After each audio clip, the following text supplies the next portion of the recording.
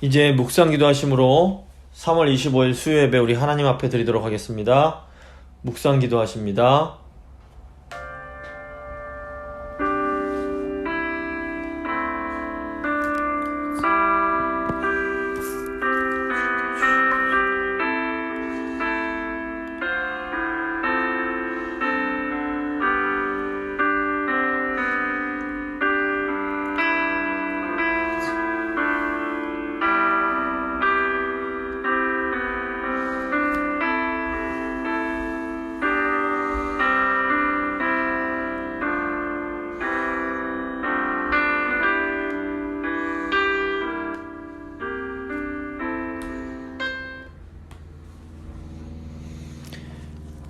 사도신경으로 우리의 신앙을 고백합니다. 나는 전능하신 아버지 하나님, 천지의 창조주를 믿습니다. 나는 그의 유일하신 아들, 우리 주 예수 그리스도를 믿습니다. 그는 성령으로 잉태되어 동정녀 마리아에게서 나시고 본디오 빌라도에게 고난을 받아 십자가에 못 박혀 죽으시고 장사된 지 사흘 만에 죽은 자 가운데서 다시 살아나셨으며 하늘에 오르시어 전능하신 아버지 하나님 우편에 앉아 계시다가 거기로부터 살아있는 자와 죽은 자를 심판하러 오십니다.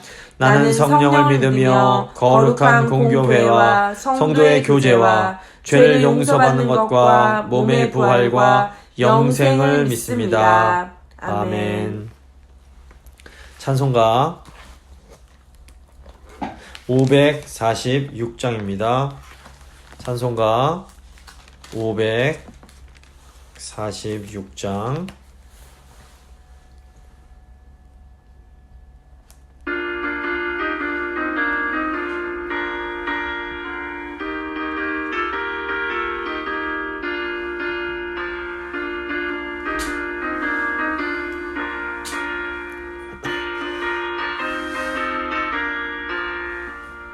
주님 약속하신 말씀 위에서 영원토록 주를 찬송하리라.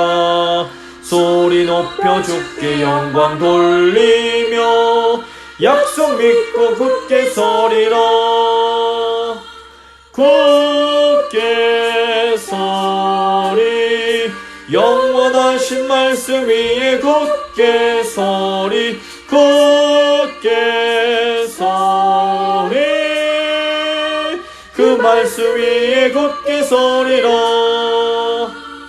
주님 약속하신 말씀 위에서 세상 염려 내게 엄습할 때에 용감하게 힘써 싸워 이기며 약속 믿고 굳게 서리라.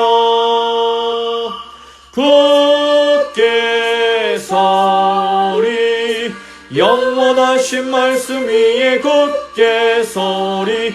굳게 서리 그 말씀 위에 굳게 서리라. 주님 약속하신 말씀 위에서 영원하신 주의 사랑 힘입고 성령으로 힘써 싸워 이기며 약속 믿고 굳게 서리라. 굳게 서리 영원하신 말씀 위에 굳게 서리. 굳게 서리 그 말씀 위에 굳게 서리라. 주님 약속하신 말씀 위에서 성령 인도하는 대로 행하며 주님 품에 항상 안식 얻으며 약속 믿고 굳게 서리라. 굳게 서리 영원하신 말씀 위에 굳게 서리. 굳게 서리 그 말씀 위에 굳게 서리라.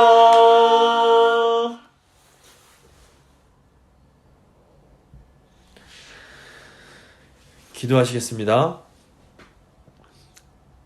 살아계셔서 지금도 우리 가운데 역사하시는 거룩하신 하나님, 감사드립니다. 저희가 원근 각처에서 이 시간 하나님께 예배드리기 위하여 무릎 꿇게 하신 것 진심으로 감사합니다.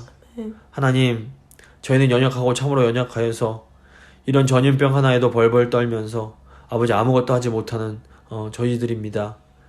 하나님, 이런 시간일수록 저희가 전능하신 하나님, 모든 것의 왕이 되신 하나님을 더욱더 바라볼 수 있도록 도와주시고, 지금 어디에서 예배를 드리고 있을지라도 아버지 하나님을 향하여 부르짖고 하나님께 마음을 쏟는 하나님의 백성들을 돌아보시고 그 기도에 응답하시고 그들을 눈동자처럼 지켜주시기를 간절히 소망합니다. 아멘. 특별히 저희 교회 어른들 주님 지켜주시고 아버지 이런 모든 병맛뿐 아니라 외로움과 스트레스와 많은 답답함 가운데서도 주께서 친히 보호해 주시기를 간절히 소망합니다. 아멘. 또 지금도 이 병마와 싸우고 있는 많은 의사와 간호사분들이 계시고 또 백신의 개발을 위해서 애쓰고 있는 연구진들이 있고 또 실제로 아버지 이 병마에 걸려서 힘들게 병마와 싸우고 있는 또 많은 환자들이 있습니다. 주님 그들을 긍휼히 여기시고 속히 회복될 수 있도록 주여 도와주시옵소서. 아멘. 또 이 아버지 이런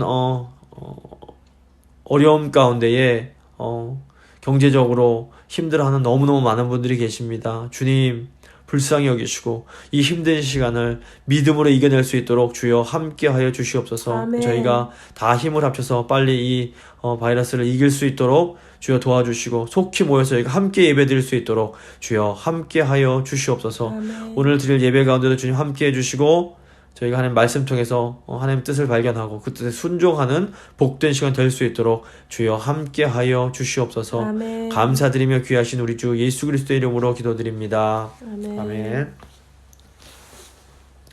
오늘 주신 하나님 말씀 열왕기상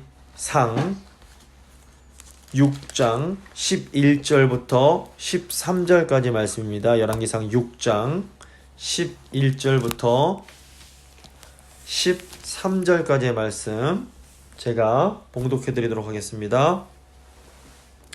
여호와의 말씀이 솔로몬에게 임하여 이르시되 내가 지금 이 성전을 건축하니 내가 만일 내 법도를 따르며 내 율례를 행하며 내 모든 계명을 지켜 그대로 행하면 내가 내 아버지 다윗에게 한 말을 내게 확실히 이룰 것이요 내가 또한 이스라엘 자손 가운데 거하며 내 백성 이스라엘을 버리지 아니하리라 하셨더라. 아멘. 아멘. 오늘은 열왕기서 6번째 시간 열왕기상 5장부터 6장 13절까지 말씀을 한번 같이 살펴보도록 하겠습니다. 열왕기상 1장과 2장은 이제 솔로몬이 다윗에 이어서 왕이 되는 과정을 다룹니다. 열왕기상 3장은 솔로몬이 하나님이 주시는 지혜를 받는 내용입니다. 그리고 열왕기상 4장은 솔로몬 왕국의 영광에 대한 내용이 들어 있습니다. 그리고 이제 5장부터 그 9장 9절까지는 솔로몬의 가장 중요한 업적이라고 할 수 있는 성전 건축에 대한 내용이 나옵니다. 이 성전 건축은 하나님 나라 건설의 핵심이라고 볼 수 있습니다. 그래서 이제 5장 보시면 이제 건축을 준비한 내용이 나오고 6장과 7장은 성전과 왕궁을 건축하는 내용이 나오고 또 8장 1절부터 11절까지는 언약궤를 성전에 안치하는 내용이 나오고 그 다음에 8장 12절부터 6절, 그 8장 마지막까지는 성전을 봉헌하는 내용이 나오고 9장 1절부터 9절까지 하나님의 약속과 경고가 나옵니다. 제가 보시면 5장부터 9장 10절까지의 내용을 정리해 드렸습니다. 참고하시면 됩니다. 이제 5장 성전 건축 준비입니다. 1절부터 5절 보시면 건축의 이제 시기입니다. 건축의 때 5장 1절 말씀입니다. 솔로몬이 기름 부음을 받고 그의 아버지를 이어 왕이 되었다 함을 두로왕 히람이 듣고 그의 신하들을 솔로몬에게 보냈으니 이는 히람이 평생의 다윗을 사랑하였음이라. 성경 보시면 두로와 시돈이라는 곳이 나오는데 이곳은 이제 성경에서 베니게 또는 이제 신약에서 수로보니게 할 때 이 보니게라고 불리는 페니키아, 그러니까 이스라엘에서 왼쪽 그 서북 쪽에 있는 페니키아라고 부르는 그 나라의 도시입니다. 이 중에서 두로는 페니키아의 최남단에 위치한 도시로서 예루살렘에서 서북쪽으로 약 200km 정도 떨어져 있는 곳입니다. 두로는 이 메소포타미아, 아라비아, 소아시아, 이집트를 연결하는 아주 중요한 교통의 요지이면서 또 중심 무역항이었습니다. 그래서 두로 사람들이 해상 무역을 통해서 부유해지면서 국방을 강화하고 많은 식민지를 거느리기도 했습니다. 두로가 이렇게 전략적으로 중요한 곳이다가 보니까 그 외세로부터 침략도 많이 받습니다. 기원전 8세기에는 이제 북이스라엘을 멸망시킨 아수르에게도 이제 두로가 멸망을 했고, 또 6세기가 되면 이 바벨론이 이제 또 유다를 멸망시킬 때, 남유다를 멸망시킬 때 또 두로도 또 침략을 받고 멸망을 합니다. 그리고 이제 4세기에 이르러서는 그 유명한 알렉산더 대왕에게 또다시 정복을 당하는, 워낙 중요한 곳에 있으니까 다 이렇게 정복을 당하는 그런 위치에 있었습니다. 근데 이제 다윗과 솔로몬 왕 당시인 기원전 10세기 경에는 이 두로를 다스리던 왕, 두로를 이제 히람이라는 왕이 다스렸는데, 이 왕이 다윗 왕과 아주 좋은 관계를 가지고 있었습니다. 그래서 다윗이 왕이 됐을 때 이 두로 왕이 다윗의 성을 건설할 수 있도록 백향목과 목수들을 보내준다는 내용이 사무엘하에 나옵니다. 사무엘하 5장 11절 보시면 두로 왕 히람이 다윗에게 사절들과 백향목과 목수와 석수를 보내매 그들이 다윗을 위하여 집을 지으니. 이 두로 왕 히람은 솔로몬이 새롭게 왕이 되었다는 소식을 듣고 고대 근동의 관습대로 그 솔로몬 왕에게 사신을 보내게 됩니다. 이 히람은 새로운 왕이 된 솔로몬과도 좋은 관계를 유지하기 원했던 것 같습니다. 그래서 두로 왕은 솔로몬이 다스리는 이 무역로가 필요했고, 또 계속해서 이스라엘로부터 농산물을 공급받기를 원했습니다. 솔로몬도 이제 이 기회를 이용해서 사신을 보낸 히람 왕에게 또다시 사신을 보내서 왜 아버지 다윗 때가 아닌 자신의 통치 시기에 성전을 건축해야 되는지 그 이유를 설명합니다. 2절 3절입니다. 이에 솔로몬이 히람에게 사람을 보내어 이르되 당신도 알거니와 내 아버지 다윗이 사방의 전쟁으로 말미암아 그의 하나님 여호와의 이름을 위하여 성전을 건축하지 못하고 여호와께서 그의 원수들을 그의 발바닥 밑에 두시기를 기다렸나이다.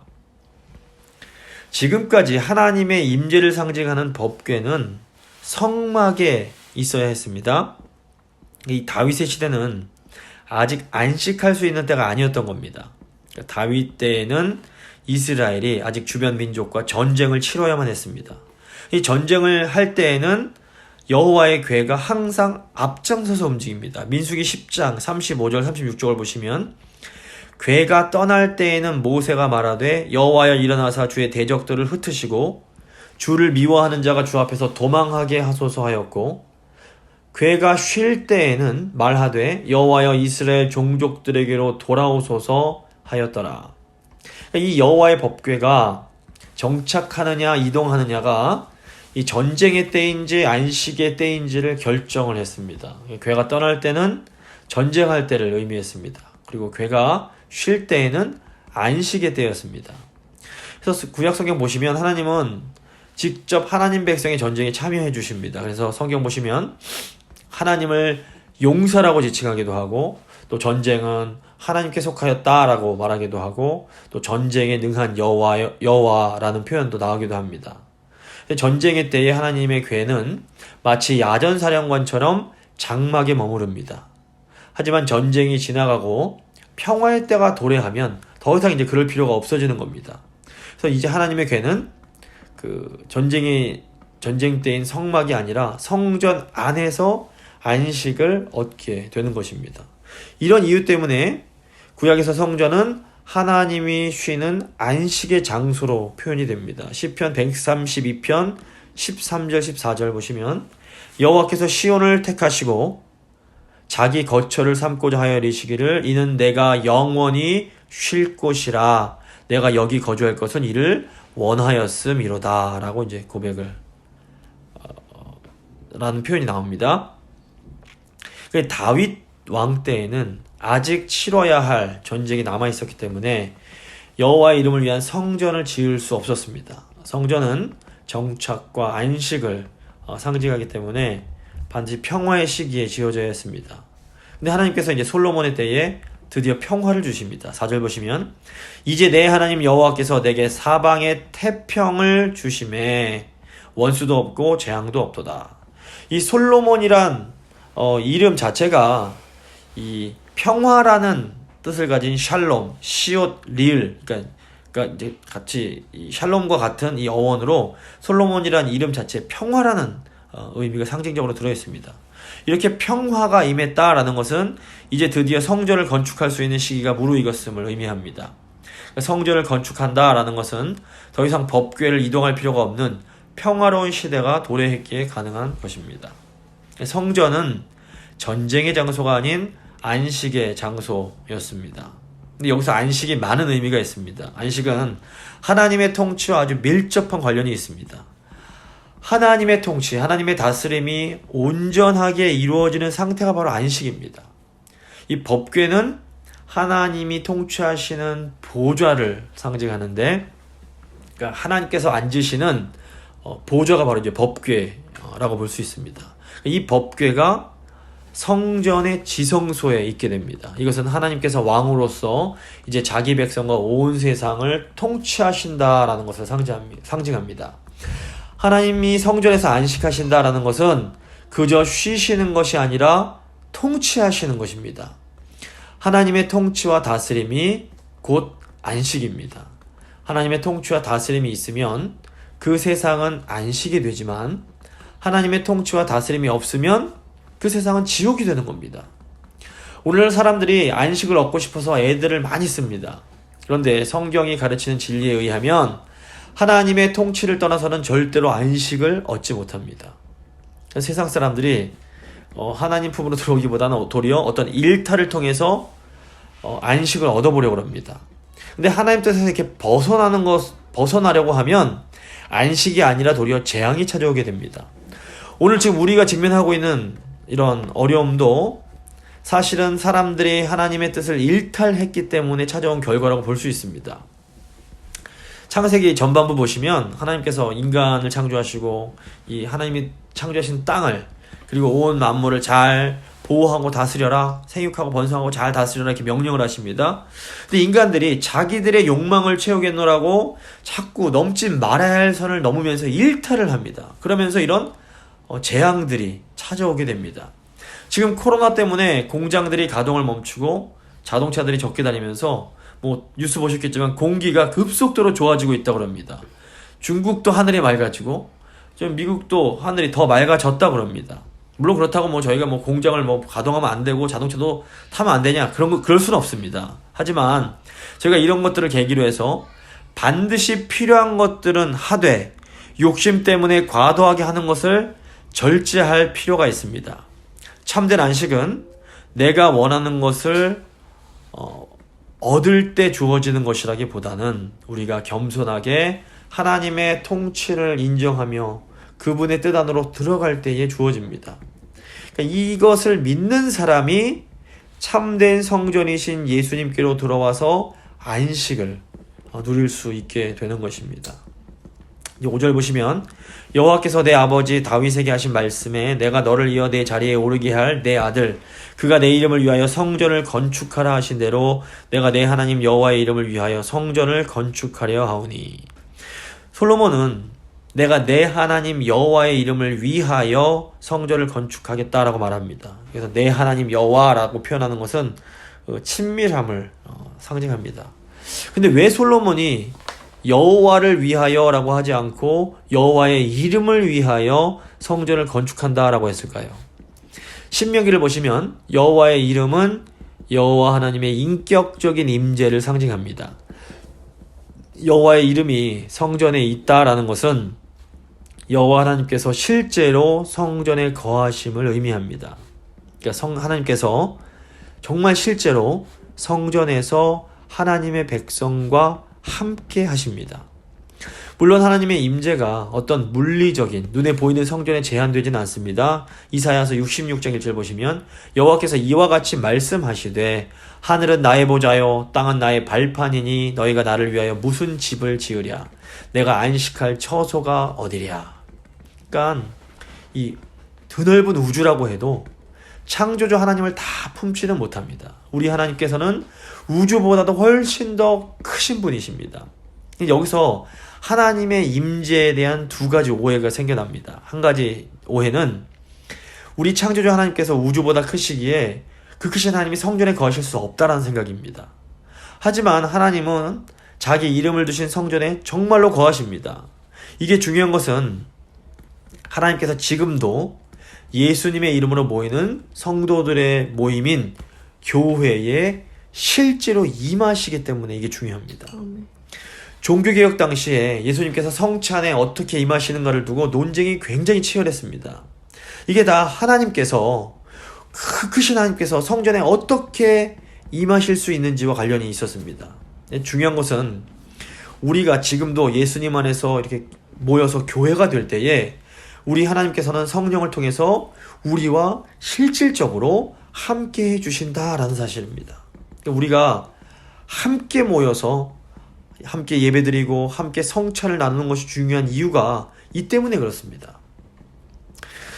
또 하나님의 임재에 대한 또 다른 오해가 있는데 이것은 하나님께서 오직 성전에만 거하신다라는 생각입니다. 하나님은 성도들의 모임인 교회에 강력하게 임재하십니다. 하지만 그렇다고 해서 우리 하나님께서 교회에만 계신 것은 또 아닙니다. 창조주 하나님은 지금도 온 지구와 온 우주에 임재하시며 온 세상을 다스리고 계십니다. 이것은 지금 이렇게 방송으로 예배드리는 우리에게도 하나님께서 함께 하시며 임하실 수 있다는 것이고 또 지금 악한 전염병과 싸우고 있는 그 현장에도 하나님이 함께 하고 계심을 의미합니다. 아멘. 그래서 여호와의 이름이라는 것은 이 두 가지 극단적인 오해에서 벗어날 수 있도록 도와줍니다. 우리 하나님은 실제로 여호와의 이름이 있는 성전에 거하십니다. 하지만 그럼에도 불구하고 하나님은 성전에만 한정되는 분이 아니시며 제한되는 분이 아니시며 온 우주에 온 세상에 거하시며 다스리시는 분이십니다. 이제 6절부터 18절까지는 성전을 건축하는 물자와 일꾼 준비에 대한 것입니다. 6절에서 18절 보시면 솔로몬이 두로왕 히람과의 교역을 통해서 성전을 건축하기 위한 물자와 일꾼을 구하는 내용이 나옵니다. 6절입니다. 당신은 명령을 내려 나를 위하여 레바논에서 백향목을 베어내게 하소서. 내 종과 당신의 종이 함께할 것이요 또 내가 당신의 모든 말씀대로 당신의 종의 삭슬 당신에게 드리리이다. 당신도 알거니와 우리 중에는 시돈 사람처럼 벌목을 잘하는 자가 없나이다. 솔로몬 왕은 히람 왕에게 성전을 지을 백향목과 나무를 베는 일꾼들을 요구하면서 그 값을 지불하겠다라고 제안을 합니다. 이 두로와 시돈이 속한 페니키아 사람들이 이제 그쪽에 나무가 많았기 때문에 아주 유능한 나무꾼들이 많았던 것 같습니다.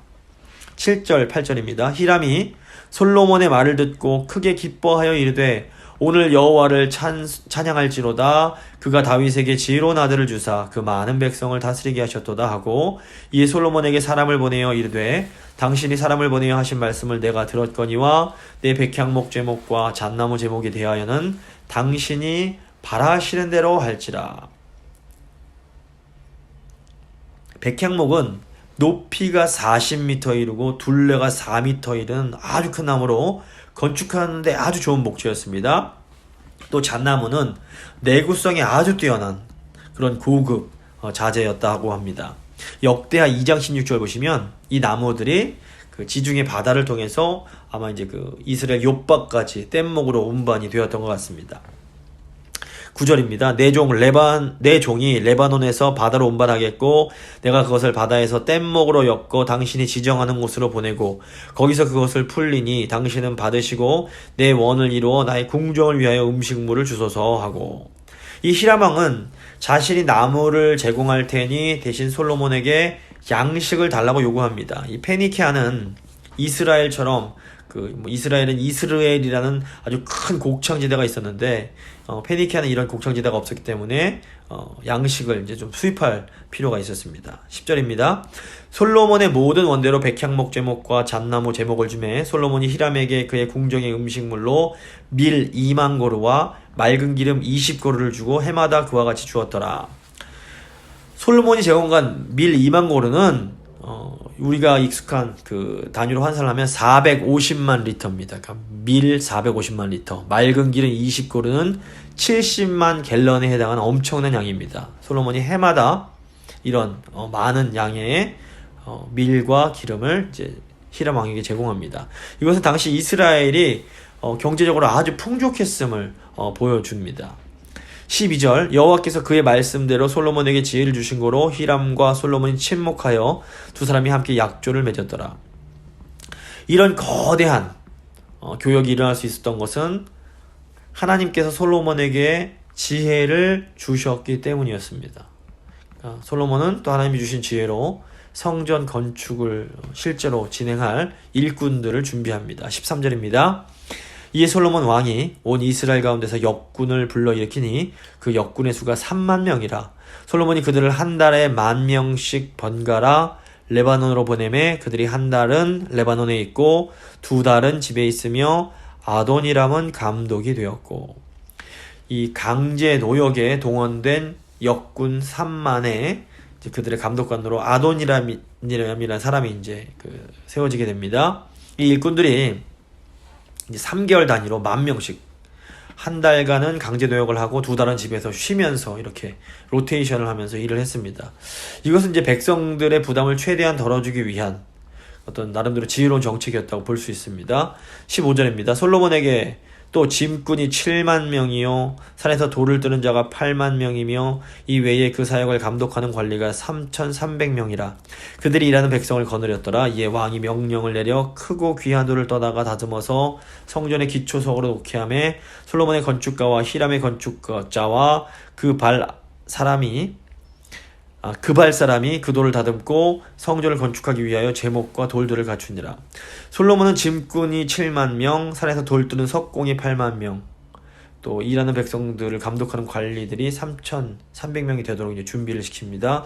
그리고 이제 18절을 보시면 여기 그발 사람이 나오는데 이 그발은 두로보다도 더 북쪽에 있는 지중해 항구로서 기원전 3000년경부터 그리스 사람들이 이곳을 비블로스, 잘 아시는 이게 파피루스를 헬라어로 번역하면 비블로스가 되는데 이렇게 이제 부른 곳입니다. 오늘날 종이 페이퍼의 기원이 파피루스에서 왔다는 거 잘 아실 겁니다. 이 종이를 만들어내던 아주 이제 그런 곳입니다. 솔로몬은 하나님께서 주신 지혜로 이 성전 건축이라는 거대한 과업을 이루기 위해서 필요한 것들을 잘 준비합니다. 큰 일이든지 작은 일이든지 성취되려면 하나님이 주시는 지혜가 반드시 필요합니다. 저희가 지혜를 구해야 합니다. 또 하나님의 일을 할 때에는 반드시 그 일을 감당할 사람들, 일꾼들이 필요합니다. 그래서 우리는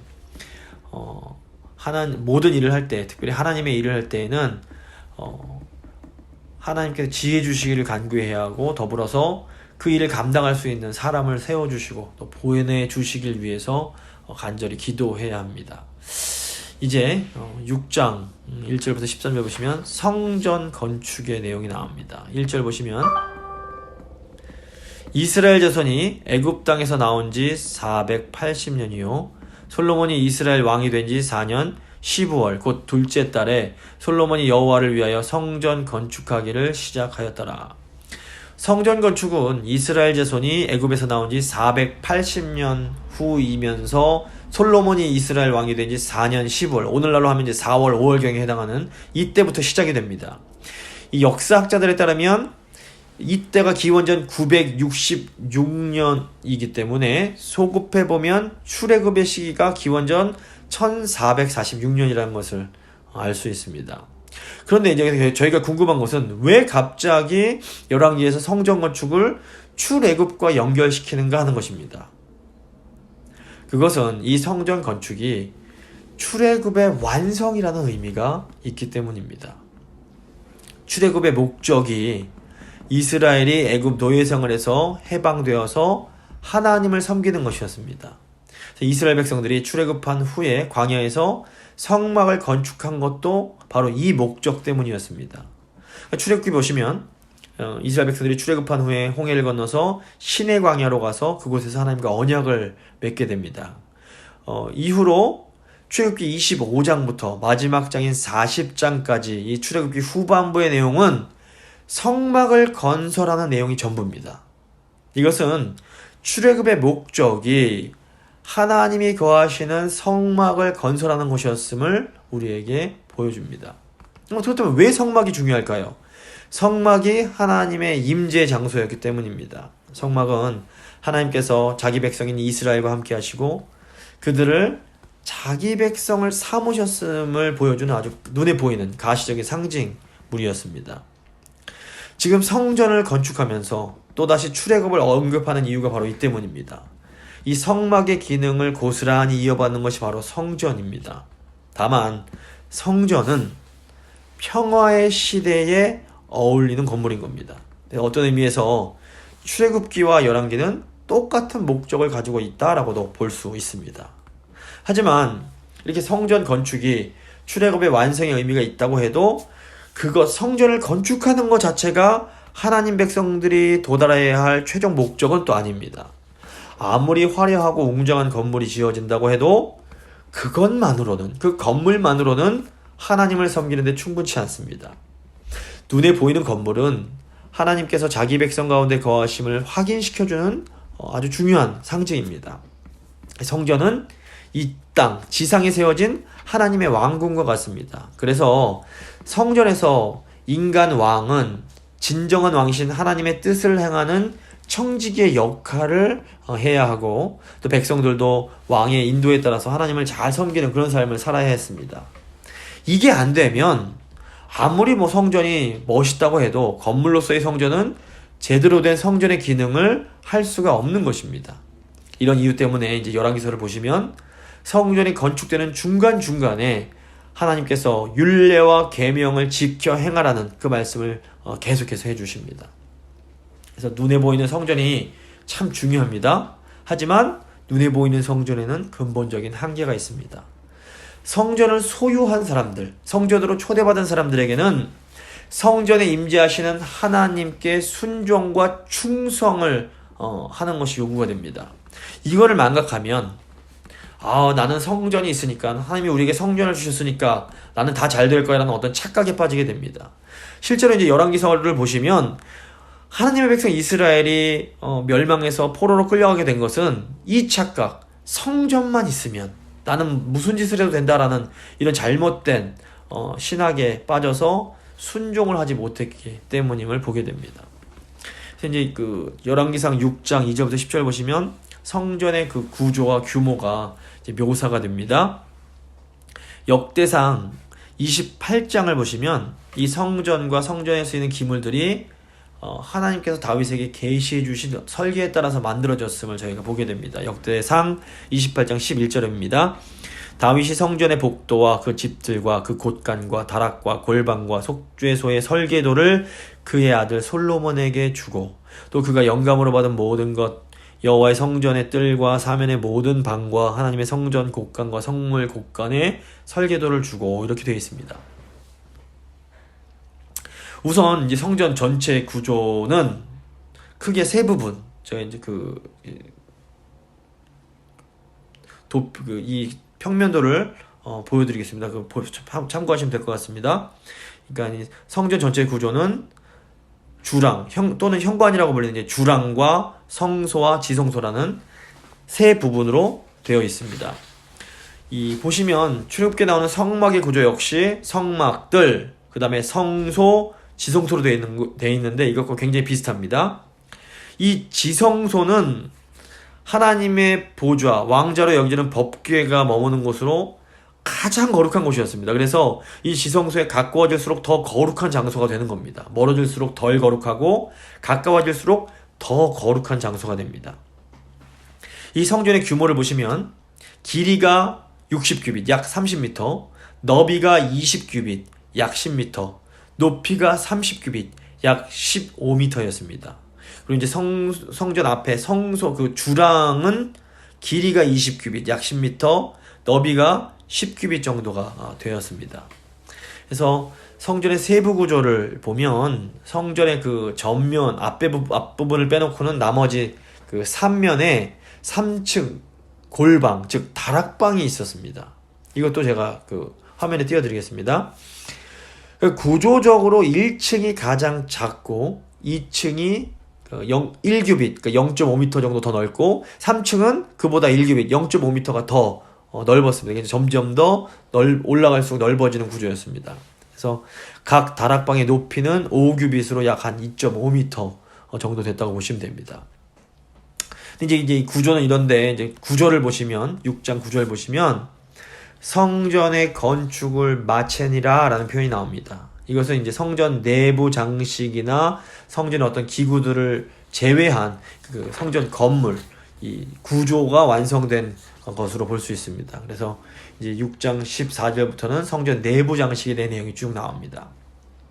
근데 여기서 주목할 것은 이렇게 성전 건물이 완성되는 그 과정 속에서 아주 조용하게 이 성전이 건설되었다는 점입니다. 7절 보시면 이 성전은 건축할 때에 돌을 뜨는 그곳에서 다듬고 가져다가 건축하였으므로 건축하는 동안에 성전 속에서는 방망이나 도끼나 모든 철연장 소리가 들리지 아니하였으며 이렇게 되어 있습니다. 그래서 이게 무슨 말인가 하면 이 건축할 때에 이 거룩한 장소에 맞게 최대한 경건한 분위기 속에서 이 건설이 진행되었음을 의미합니다. 이것은 성전의 거실 하나님의 권세와 위엄에 합당한 예를 표하는 일이었습니다. 그래서 하박국 선지자는 온 땅을 다스리는 하나님의 권세와 위엄을 깨닫고 그분 앞에서 잠잠할 것을 선포합니다. 하박국 2장 20절입니다. 오직 여호와는 그 성전에 계시니 온 땅은 그 앞에서 잠잠할지니라 하시니라. 오늘날 그리스도인들에게 매우 부족한 것 중 하나가 이렇게 하나님 앞에서 잠잠한 태도가 아닐까라는 생각이 듭니다. 이 잠잠한 태도는 우리가 하나님을 하나님으로 인정해드리는 태도를 말합니다. 물론 우리가 하나님 앞에서 속상한 마음을 쏟으면서 부르짖는 기도가 필요합니다. 사무엘상을 보시면 사무엘상 1장 보시면 사무엘의 어머니 한나가 이제 아들이 없어서 없을 때 그 하나님의 그 성막으로 나아가서 마치 술에 취한 듯이 정말 간절히 기도를 드립니다. 근데 이제 엘리 제사장이 그걸 보고 나서 그 사연을 듣고 나서 평안히 가라 이스라엘의 하나님이 내가 기도하여 구한 것을 허락하시기를 원하노라 이렇게 말을 해주니까 한나가 이 말을 받아들이고 돌아가서는 얼굴에 근심의 빛이 없었다라고 말합니다. 이런 모습이 바로 하나님을 하나님으로 인정해 드리는 태도를 보여줍니다. 우리가 하나님 앞에 나아가서 마음을 쏟으며 강렬하게 기도할 때는 정말 미친 듯이 부르짖으며 기도할 수 있어야 합니다. 하지만 하나님께서 말씀을 딱 하실 때에는 그때부터는 입을 딱 다물고 하나님 앞에서 잠잠하게 하나님의 뜻을 받아들이는 그런 태도도 반드시 필요한 것입니다. 오늘 11절 12절 보시면 여호와의 말씀이 솔로몬에게 임하여 이르시되 내가 지금 이 성전을 건축하니 내가 만일 내 법도를 따르며 내 율례를 행하며 내 모든 계명을 지켜 그대로 행하면 내가 내 아버지 다윗에게 한 말을 내게 확실히 이룰 것이요 내가 또한 이스라엘 자손 가운데 거하며 내 백성 이스라엘을 버리지 아니하리라 하셨더라. 성전 건물이 완공이 되었을 때에 하나님께서는 다시 한번 솔로몬에게 율법 지킬 것을 말씀하십니다. 하나님께서는 세 가지 다른 단어, 법도, 율례, 계명이라는 그 단어를 사용해서 율법 준수의 중요성을 강조하십니다. 그래서 보면 율법 같은 경우에는 제사의식, 제의와 관련된 규정이라면 율례는 어떤 법적인, 사법적인 규정과 가깝고 또 이 계명은 좀 더 포괄적으로 하나님 주신 명령을 의미합니다. 그렇다면 이 하나님께서 왜 이런 율법 준수를 다시 한번 강조하셨을까요? 성전 건물이 왕권의 안정과 백성들의 축복을 위한 확실한 보장이 되지 않음을 강조해 주시는 겁니다. 그러니까 하나님께서 다윗 왕에게 약속하신 대로 왕권이 번영하고 백성들이 하나님이 주시는 복을 받으려면 무엇보다도 율법에 나타난 하나님의 뜻에 순종하는 것이 반드시 필요했습니다. 그러니까 하나님의 임재의 상징인 성전은 이스라엘 백성들에게 너무너무 중요했습니다. 그런데 성전이 너무 중요하다 보니까 사람들이 성전 건물 자체를 우상시하고 절대시하는 그런 실수를 하게 되고 죄를 범하게 됩니다. 그래서 솔로몬 이후의 그 역사를 보면, 이스라엘의 역사를 보면 이스라엘 백성들이 성전만 있으면 우리는 멸망당하지 않고 구원받을 거라는 잘못된 성전 신학에 빠져들게 됩니다. 그래서 율법에 나타난 하나님의 뜻이 무엇인지 진지하게 깊게 생각하지 못하고 이 성전에서 제사만 드리면 모든 게 잘 될 거야 라는 착각에 빠져서 그 제사는 열심히 드렸습니다. 하지만 하나님이 원하시는 정의는 행하지 못하게 됩니다. 근데 이런 잘못된 성전 신학이 어느 날 갑자기 생긴 것은 아니었습니다. 사무엘서를 보시면 이스라엘 백성들이 블레셋과 싸울 때에 여호와의 궤를 지고 나옵니다. 자신들이 하나님을 얼마나 신실하게 잘 섬겼는가는 생각하지 못하고 하나님의 임재하시는 것을 상징하는 법궤만 들고 가면 전쟁에서 이길 거라고 착각을 한 겁니다. 결국 이스라엘이 전쟁에서 지고 블레셋 사람들에게 법궤를 빼앗기는 그런 일이 벌어집니다. 근데 이제 열왕기를 보시면 이 남유다 백성들이 똑같은 잘못을 반복합니다. 남유다 백성들이 자기들에게 예루살렘 성전이 있으니까 절대로 자기들은 망하지 않을 거라고 착각을 합니다. 하지만 하나님께서는 에스겔 선지자를 통해서 하나님의 영광이 성전을 떠나는 그런 환상을 보여주심으로 하나님께서 얼마든지 사람이 손으로 지은 성전 떠날 수 있음을 알려주십니다. 그리고 남유다가 결국 회개하지 않자 그 바벨론을 통해서 이 눈에 보이는 성전을 파괴하게 만드십니다. 그러니까 블레셋에게 법궤를 빼앗긴 것도 또 바벨론에게 예루살렘 성전이 파괴된 것도 하나님이 약하고 무능하시기 때문이 아니었습니다. 하나님의 백성들이 왕이신 하나님 말씀에 순종하려는 태도는 없이 그저 눈에 보이는 법궤만 있으면 또 눈에 보이는 성전만 있으면 우리는 모든 것이 다 잘 될 거야 라는 잘못된 착각에 빠졌기 때문입니다. 근데 이게 오늘날에도 마찬가지입니다. 이 시대 그리스도인들은 예수님만 믿으면 그리고 교회에 많이 모이기만 하면 내가 좀 대충 살고 무슨 짓을 하든지 간에 구원받고 복받을 거라고 착각하는 경우가 많습니다. 이런 태도는 마치 법궤만 가지고 나가면 전쟁에서 이길 수 있고 성전만 가지고 있으면 율법 잘 못 지켜도 못 지키면서 살아도 멸망하지 않을 거라는 이런 이스라엘 백성들의 태도와 너무너무 비슷합니다. 구약시대 법궤와 성전이 중요했습니다. 너무 중요했습니다. 마찬가지로 오늘날에는 참된 성전으로 오신 예수 그리스도를 믿는 것이 너무너무 중요합니다. 그리고 우리가 예수님의 이름으로 모여서 성령의 전인 성전이 되는 것도 너무너무 중요합니다. 하지만 구약의 하나님 백성들에게 성전 건물과 함께 하나님의 율법에 순종하는 것이 중요했던 것처럼 신약의 그리스도인들에게는 예수님을 믿는다고 고백하는 것 이상으로 예수님을 주인으로 고백하며 모이는 것 이상으로 예수님 말씀에 순종해서 예수님의 제자된 삶을 사는 것이 너무너무 중요합니다. 그리스도인들이 교회에 모이는 것 이상으로 그리스도의 몸된 교회의 역할, 그 사명을 감당하는 것이 중요한 것입니다. 어쩌면 우리가 지금 이렇게 교회로 함께 모여서 예배드리지 못하는 것 자체가 우리가 그동안 온전히 교회된 사명, 교회의 역할을 감당하지 못한 것에 대한 하나님의 그런 징계요, 경고일 수 있습니다. 그래서 제발 모여서 우리가 교회야, 우리가 예수 믿어 자랑만 하지 말고 정말 예수님의 제자다운 삶, 정말로 교회다운 삶을 제대로 살아가라는 그런 하나님의 엄중한 경고일 수 있습니다. 말씀 마무리 짓겠습니다. 저희가 사랑하는 교인들을 얼굴과 얼굴을 맞대어 보지 못하고 이렇게 떨어져서 방송을 의지해서 예배드리는 일이 그렇게 쉬운 일이 아닌 것 같습니다. 어떻게 보면 지금 우리의 시대는 성전을 짓지 못하고 싸워야 하는 다윗의 시기와 비슷해 보입니다. 그래서 저희가 함께 모이지 못하는 겁니다. 다윗처럼 마음으로 사모하지만 성전짓지 못했던 다윗처럼 모이고 싶지만 모일 수 없는 그 병과 싸워야 하는 이 시기에 저희가 있는 겁니다.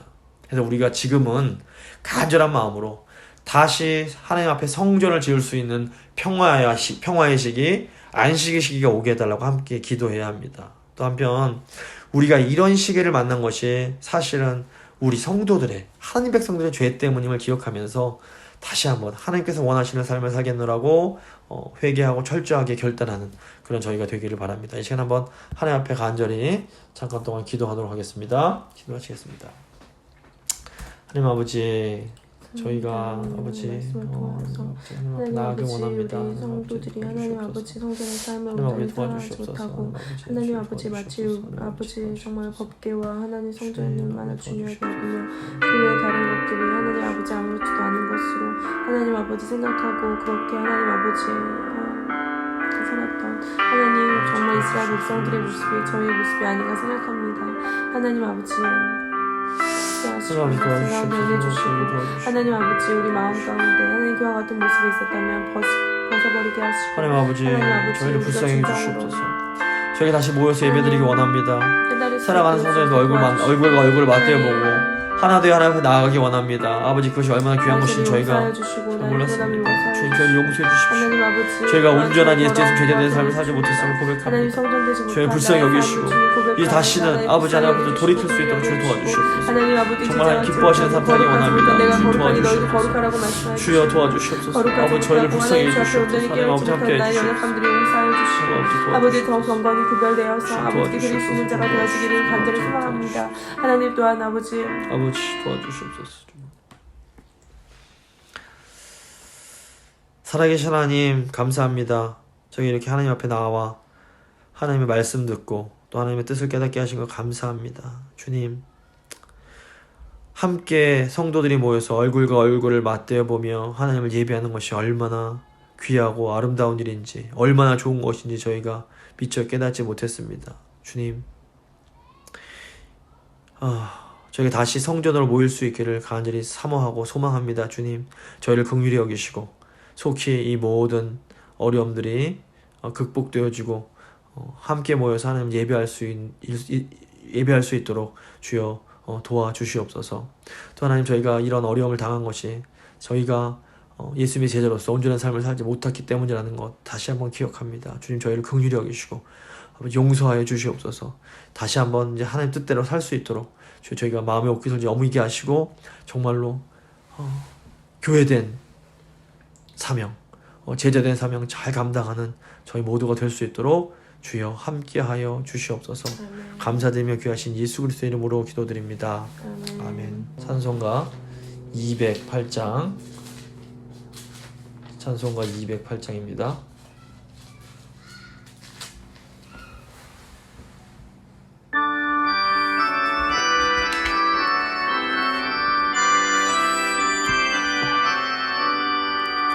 내 주의 나라와 주 계신 성전과 피 흘려 사신 교회를 늘 사랑합니다.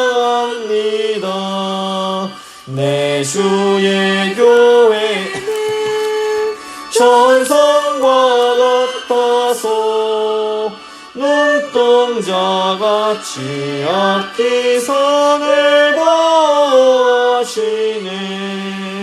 이 교회 위하여 눈물과 기도로 내 생명 다하기까지 늘 봉사합니다.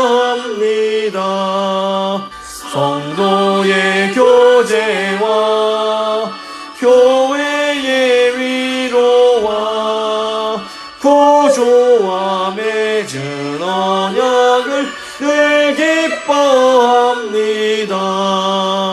하늘의 영광과 베푸신 은혜가 진리와 함께 영원히 시온에 넘치네.